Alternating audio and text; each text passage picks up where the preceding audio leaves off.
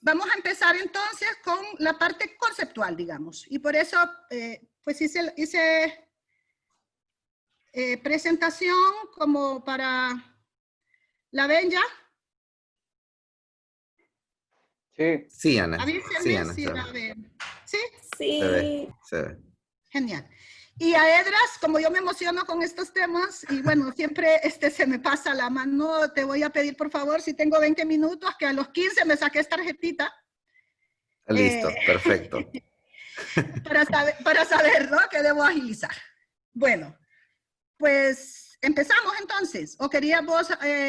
Sí, no, básicamente lo que usted mencionaba, que usted nos iba a ayudar a profundizar un poco las definiciones de Estado-Nación y ver también el conjunto de unidades administrativas contradictorias y todo este tema desde una perspectiva de la configuración del Estado, las élites económicas y las políticas. Y luego, bueno, darle la bienvenida y gracias otra vez, Ana, por acompañarnos. Siempre es un gusto escucharla, así que empezamos. Bueno, pues encantado. Bueno, y además pueden ir anotando a medida va la presentación para que en los 25 minutos que tenemos después, si hay cosas que yo no las digo y están interesados en que profundicemos sobre algo que les parezca relevante o de su interés, pues solo pues, lo metemos, ¿no? Porque bueno, siendo este tema tan denso, vamos a ir de los, digamos, de lo simple a lo complejo. Entonces empecemos con la definición.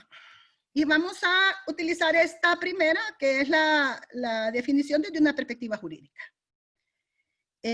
Aquí en esta definición del Estado como organización jurídica de una sociedad bajo un poder de dominación que se ejerce en determinado territorio, ya están incluidos los tres componentes que de acuerdo a la teoría clásica tiene el Estado, ¿no? Y que son como los básicos. Después vamos a ir viendo que hay otros elementos que se van uniendo a estos tres componentes básicos.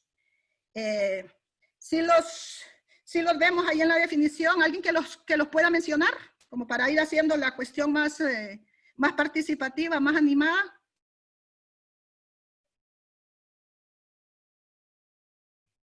Sería territorio, un sistema jurídico legal y sociedad, ¿no? Población. Así es. Población, territorio y gobierno, ¿verdad? Que pues sí tiene que ver con con la normativa jurídica. Bueno, esta definición es bastante reconocida, digamos, de García Maínez. Aquí, Norberto Bobbio, que es cientista político, bueno, ya murió, pero es uno de los más cientistas políticos contemporáneos más reconocidos. Si ven que toma esos elementos, pero le va agregando algunas categorías, ¿no? Por ejemplo, la subordinación. Y eso entonces nos habla de que es una estructura de dominación. Y luego, si ven en la de abajo, habla de un poder capaz de tomar decisiones y de emanar las leyes oportunas vinculantes para todos aquellos que habitan en ese territorio. Entonces, esta definición de Bobbio me gusta porque es, digamos que es similar a la definición que hay desde la política como sistema. Y entonces ese sería el papel del Estado como condensación del poder político, generar decisiones colectivamente vinculantes para la sociedad. Cuando esas decisiones ya no vinculan, porque hay un buen, digamos, una buena parte de la sociedad que está por encima de las leyes, entonces, pues, digamos que estamos hablando de un Estado que no consolidado, digamos, o que no es un Estado fuerte. Más allá vamos a hablar de que es un Estado fuerte o débil, porque a veces es una discusión un poco confusa. Y bueno, la otra definición bastante conocida es la weberiana, la de Max Weber. Si ustedes ven en esta definición, el punto central es, cuando hablamos de Estado moderno, es que tiene el monopolio legítimo, entre comillas, digamos legal más bien, porque no es lo mismo, legal y legítimo, de la fuerza física, ¿no? Es decir, de la represión, de la violencia inclusive, por eso hablamos que la violencia del Estado, que que suele pasar, pues cuando hablamos de violencia, por ejemplo, cuando hablamos de violencia contra las mujeres, violencia de género, no vemos ahí el papel que juega el Estado, ¿no? Digamos, en reproducir esta violencia o en ejercer tipos específicos de violencia.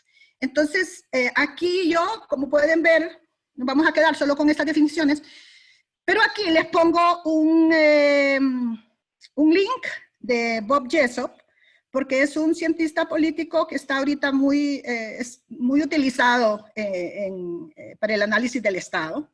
Y para quienes tengan interés, si entran a la página de Claxo, ahí hay un curso gratuito, o sea, ahora lo están pasando gratis, de Juan Carlos Monedero, a partir de la teoría de Bob Jessop.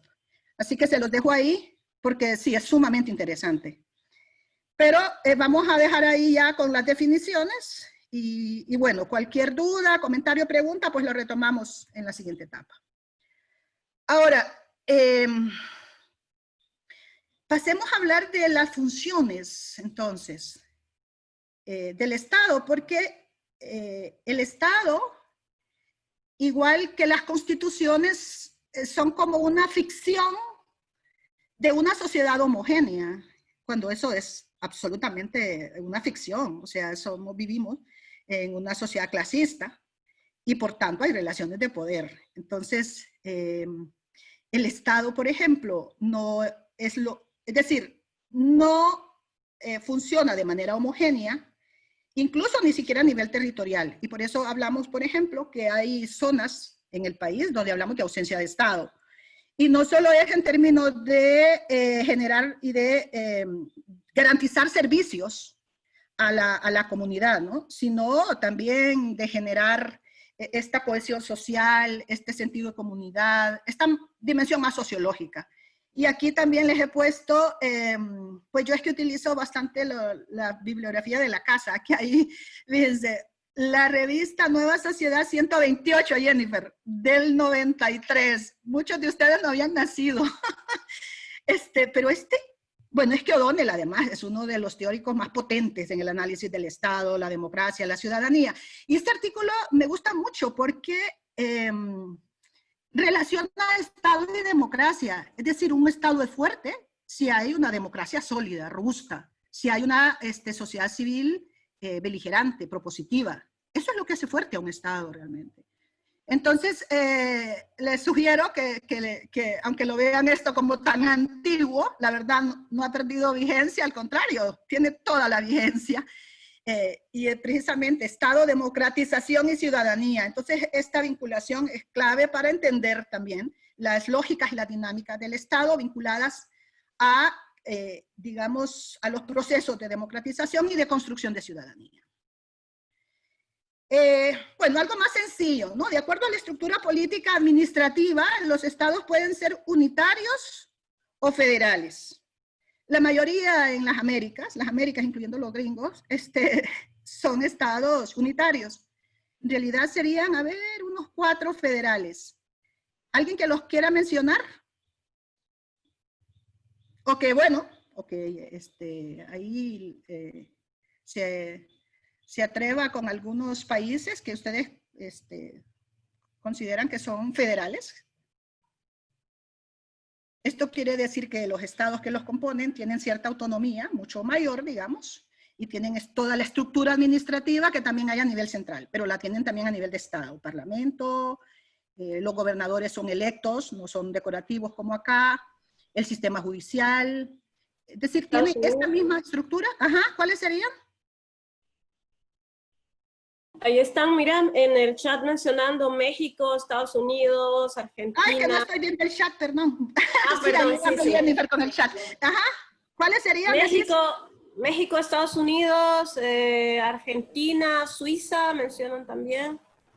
Alemania, no estoy segura. Pero en las Américas nos falta Venezuela. Es en América, sí, es en las Américas. Bueno, pero está bien, está bien. Sí, porque luego, vinculado también a esto en cuanto a la estructura político-administrativa, luego en cuanto a las formas de elección de autoridades, pues puede ser presidencial, parlamentario o semipresidencial. Entonces aquí, por ejemplo, hay países, hay estados, que son un híbrido. Por ejemplo, el Estado español, que precisamente hablando de, no es república, ¿no? Es el Reino de España. Y eso quiere decir que hay monarquía, pues. Bueno, el monarca se ha ido porque, pero bueno, además de cazar leones y corrupto, no tiene valor de enfrentar la ciudadanía, ¿no? Que ya está harta de mantener una clase parasitaria, y es que eso es lo que son, ¿no? Pero bueno, por ejemplo, España no es totalmente unitario, ni totalmente federal, pero, y no es totalmente presidencial, ni totalmente parlamentario. Por ejemplo, España se compone de 17 comunidades autónomas y 2 territorios ultramar. Así como lo oyen, todavía hay países que tienen territorios en otro continente. Entonces, Ceuta y Melilla quedan en África. Y por eso es que ven que han puesto esta valla, donde mueren migrantes. Esto es terrible, ¿no? Porque luego nos hablan de democracia y de derechos humanos. Entonces, estas comunidades autónomas pues tienen cierta autonomía, pero no tanto como si fuera un estado federal. Y luego el sistema no es totalmente parlamentario. Pero, por ejemplo, Rajoy no terminó su periodo presidencial. Fue sacado a través de una moción de censura en el Parlamento. Entonces esta es como una muestra de estos híbridos también, ¿no? Que son como mezcla, digamos, de una forma y otra. Bueno, si lo vemos un poquito a través de la historia, esto lo pasamos rápido. Pues el estado monárquico de la Edad Media, pues sabemos que es absolutista. Además, a diferencia del estado liberal moderno, eran ciudades-estado, es decir, es otra estructura. El estado liberal moderno, que esto es interesante tener en mente, que surge con el capitalismo. Y eso le da ciertas características que vamos a analizar un poquito después. Luego, sobre todo en Europa del Norte, hubo estados de bienestar. Para nosotros esto es una metáfora. De hecho, podríamos decir que en América Latina, tal vez Argentina, México, en algún momento Brasil, pero eso ha sido desmontado de forma terrible con el Estado neoliberal. Y luego, pensando en otras formas, digamos también, si pensáramos en el Estado hondureño, que también vamos a hacer ahí una escala para hablar un poquito más sobre las características, digamos que son un Estado, bueno, autoritario, aristocrático, patrimonial. No llegamos a un Estado de derecho y menos a un Estado social de derecho, que sería un avance más de los estados de derecho. Después vamos a ver cuando hablemos ya o sea, aristocrático, si bien aristocrático viene del latín y supuestamente, bueno, aristos, mejores, y kratos, poder, supuestamente sería el gobierno de los mejores. La verdad es que no podemos decir, o por lo menos cuál es el criterio de mejores en nuestro contexto, ¿no? Es decir, ¿cuáles son qué entendemos cuando vemos la clase política nuestra que accede al poder? Pero sí que es, digamos, es casi dinástica, ¿no? Si vemos que hay familias enteras, por ejemplo, que han usufructuado el Estado desde siempre. Por ahí la vez pasada escuché, que parece chiste, pero en realidad es trágico, es la verdad, que aquí hay personas que en vez de inscribirlos en el Registro Nacional de las Personas, los inscriben en el presupuesto nacional. Es decir, nos va a tocar mantenerlos de por vida. Y bueno, digamos que la forma como entendemos el Estado depende desde qué enfoque teórico nos aproximamos, ¿no? Entonces, digamos que los dos enfoques más conocidos son el contractualista y las teorías del conflicto. Y voy a hacer un paso solo rápido. Digamos que la máxima expresión de las teorías contractualistas es esta de, bueno, el hombre es un lobo para el hombre y por tanto la sociedad tiene que tener una estructura que se erige por encima de la sociedad para generar, ¿no?, la convivencia, para imponer ciertas normas que hagan posible la convivencia. Porque en estado de naturaleza se suponía, bueno, que es la ley del más fuerte y que todos, pues, la humanidad perecería. En realidad sigue siendo la ley del más fuerte, pero con la Constitución son eso precisamente, ¿no? La forma de garantizar y de también esta ficción que hablaba al principio de como, plantearnos como si todos somos iguales. Lo vamos a retomar después cuando hablamos del poder. Y la otra, en el otro extremo, estas teorías digamos que están en los extremos. La del estado de naturaleza, ahí tenemos a Hobbes y a John Locke como los principales autores reconocidos de esta teoría. Aquí hablamos del contrato social, ¿no? O sea, contractualista por eso, porque se supone que la sociedad llega a un acuerdo y hay un contrato social, que es lo que hace posible, digamos, que haya convivencia. Ahora, en sociedades como las nuestras, digamos, o en estados como el nuestro, de Sousa Santos dice que pasamos de una etapa precontractual, donde no había ningún acuerdo, ningún convenio, ningún pacto, a un estado postcontractual. Porque con el neoliberalismo, pues cualquier idea de contrato social desaparece, ¿no? Entonces, bueno, aquí vemos lo mismo de estos dos autores. Y en el otro extremo estarían las teorías del conflicto, la clásica, pues la teoría marxista sobre el Estado, que lo ve precisamente como el producto de, digamos, esa contradicción de clases, ¿no? Y por lo tanto, tiene que surgir esta estructura de dominación para hacer posible la convivencia y mantener la dominación. Y luego Engels, perdón, Friedrich Engels es todavía más contundente y lo ve, pues sí, como este producto del desarrollo de las fuerzas productivas cuando llegan a la etapa, digamos, máxima, que sería el capitalismo, de supremacía de la propiedad privada, pues sí que se necesita el Estado, ¿no? Para que toda esta desigualdad y toda la injusticia social, la explotación, pues se controle y se mantenga desde el Estado. Entonces ahí es donde es la máxima expresión de estructura de poder. Pero intermedio a esas dos, yo les mandé este libro de Jaime Osorio, que es muy bueno. Jaime Osorio es un marxista latinoamericano, chileno, que con el golpe se fue a México, ha estado en el país varias veces, tiene varios libros buenísimos. Y en este que les mandé, el capítulo 4, Estado, aparato de Estado y poder político, pues yo creo que es importante porque hace como este análisis en el medio, ¿no? A pesar de que es marxista, pero toma ya elementos, digamos, de Gramsci, de Poulanzas, de neomarxistas, que enriquecen esta mirada como más economicista de Marx. Entonces,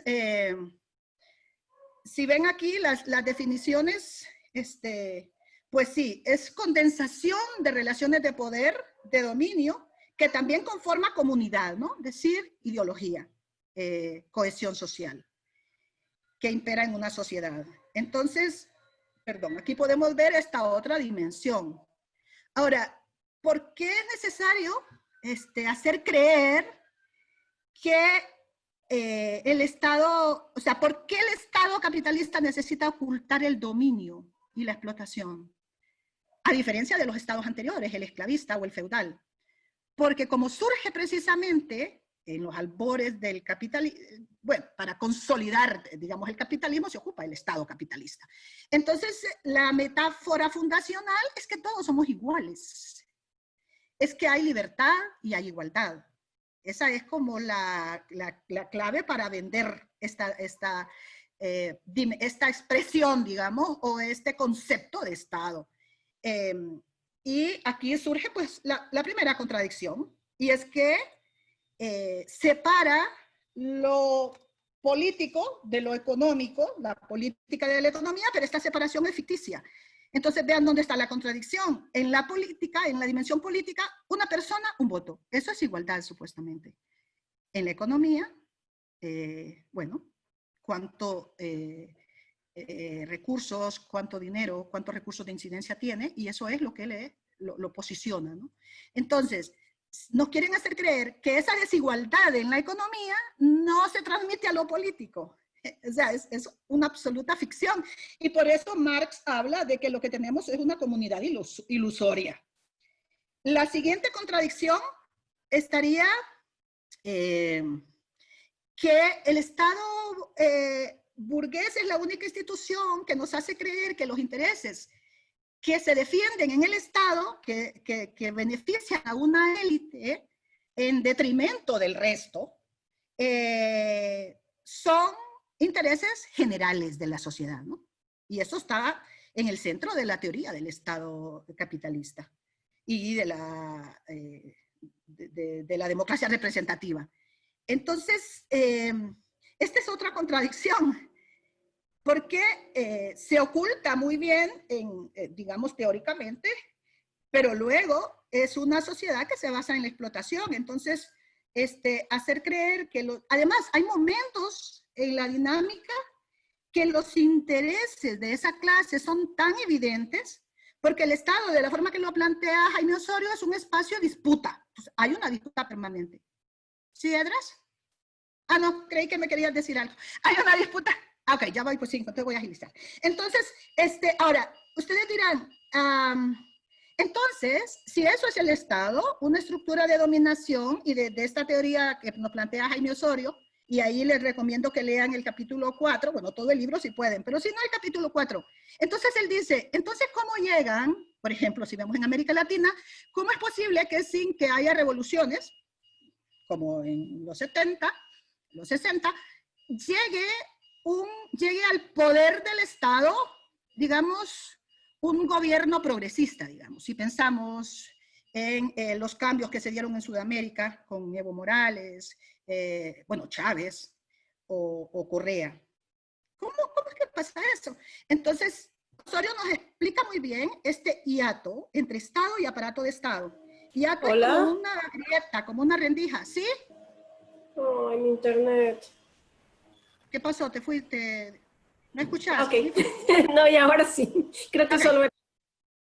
Ok, entonces es interesante, ¿no? Porque hay ahí entonces ese hiato entre Estado y aparato de Estado. Entonces, ¿qué pasa? Aquí lo que este hiato se explica porque hay una clase, Gramsci lo trabaja muy bien esto, una clase reinante y una clase que gobierna. Generalmente las burguesías no se metían en política, digamos, visible. Es decir, estaban atrás, maniobrando todo, pero hay una clase que sería el funcionariado o las burocracias. Entonces, digamos que eso ha permitido que algunas, por ejemplo, si pensamos, Correa primero fue ministro de Economía en un gobierno de derecha, de extrema derecha inclusive, pero va permitiendo esa grieta que se abre, que gente, digamos, con un proyecto político distinto llegue al gobierno. Ahora, llegar al gobierno significa tener el poder del Estado. Habría que preguntarle a Mel Zelaya, ¿no? Pues sí, es un caso evidente de llegar al poder, perdón, llegar al gobierno, pero no tener el poder. Y luego veamos lo que pasa con los gobiernos progresistas, cómo se desmonta todos los avances en materia social, y luego entonces la dinámica política sería como un péndulo, ¿no? Vamos de la derecha a la izquierda. Pero toda la institucionalidad, digamos, y la normativa que se genera en gobiernos progresistas se desmonta. Y eso quiere decir entonces como cuál proyecto político y qué élite es la que permanece en el Estado. Hay estos, digamos, paréntesis en la temporalidad, pero luego volvemos, ¿no? Entonces, y ya para terminar, porque ya me quedan los 5 minutos, hablemos del Estado hondureño. Y aquí yo les voy a invitar, aquí les puse también una bibliografía de un libro, Identidades Nacionales y Estado Moderno en Centroamérica. Y aquí lo que nos dice es precisamente ese carácter antidemocrático, autoritario, excluyente del Estado. Y adelante hay un artículo de Marvin Barahona en ese libro que se llama El Estado Fragmentado, y es el análisis del Estado de 1839, que tenemos la primera Constitución, a 1876, que comienza la Reforma Liberal. Y aquí vemos entonces, es decir, todos los niveles de exclusión. para acceder, por ejemplo, imagínense, para acceder a la presidencia había que tener una cantidad determinada de plata, esto es anualmente, pero 5,000 pesos era un platal en la época. Igual para ser diputado o gobernador. Y luego, imagínense acá que dice que sepa leer, escribir o que sean licenciados en cualquiera de las facultades mayores.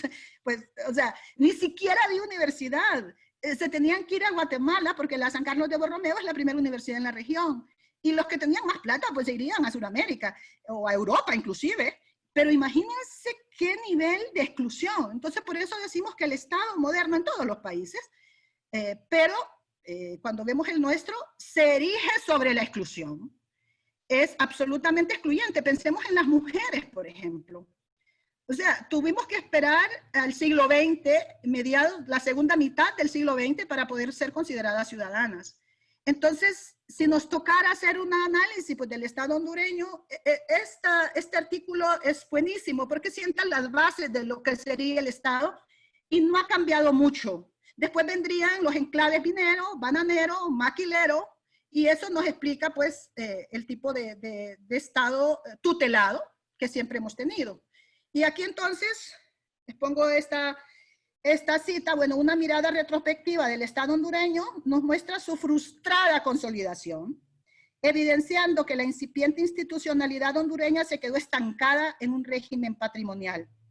Primero, bajo la forma de Estado botín, y ahora en la forma de un Estado capturado, en el que sus instituciones sirven casi de manera exclusiva al grupo de poder que lo controla. Bueno, díganme si les parece que esta cita es pertinente. Si da cuenta, efectivamente, de esa trayectoria, de esa historia del Estado. Esta es una cita mía, porque ahora resulta que me voy a citar. Es que, saben que me daba como pudor hacerlo, porque yo decía, con tanta gente brillante y uno citándose solo, pero ahora veo que toda la gente que escribe se autocita y se autocita. Entonces, estoy empezando a dejar ese pudor. Ana, pero justo ese documento tuyo está en la lista de lecturas obligatorias del módulo, así que tranquila. Ah, bueno. Todavía me da un poco de vergüenza y si ven no le puse el nombre, le puse solo el link. Creo que me voy a ir acostumbrando. Porque sí, todavía reconozco que me da tantita vergüenza.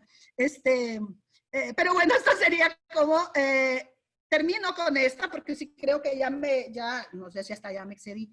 Pero lo que quiero es también que nos vayamos acostumbrando a que siempre que analizamos algo hay que hacer un análisis de género. Porque no es esta sobregeneralización de la experiencia masculina oculta entonces, primero empobrece la teoría porque no nos deja ver cómo es que ha sido para la otra mitad de la humanidad. Entonces, por eso, cuando analizamos cualquier fenómeno social, el poder, las migraciones, el trabajo, las relaciones, es decir, todo tiene una diferencia de género. Entonces, aquí les traje unas joyas de esa élite política hondureña, tomada del libro de Rina Villars, Para la Casa Más que para el Mundo, Sufragismo y Feminismo en la Historia de Honduras, y vean cómo justificaban en 1928 que las mujeres hondureñas ya querían, es decir, ya luchaban por derecho a sufragio, por derechos políticos, y vean lo que dice este diputado Alberto Uclés. La ciencia ha consagrado a la mujer para la iglesia y el hogar, y al hombre para el Estado. Por eso dice Rita Segato que el Estado tiene un ADN patriarcal. Es la máxima expresión de ese poder público asignado a los hombres, en contraposición al hogar, ¿no? A lo doméstico asignado a las mujeres. Y luego vean este va más allá, ¿no? Solo las mujeres contra natura, estériles y marimachas podían abrazar las ideas sufragistas, las cuales eran una amenaza a la salud moral y física del hogar. Por regla general, afirmó un intelectual hondureño en 1928, las sufragistas son mujeres estériles, enemigas por consiguiente del hogar y dotadas de una tendencia muy marcada hacia la varonilidad. Lo dejo ahí para que veamos también cuál ha sido, dónde hemos estado las mujeres en la construcción del Estado hondureño.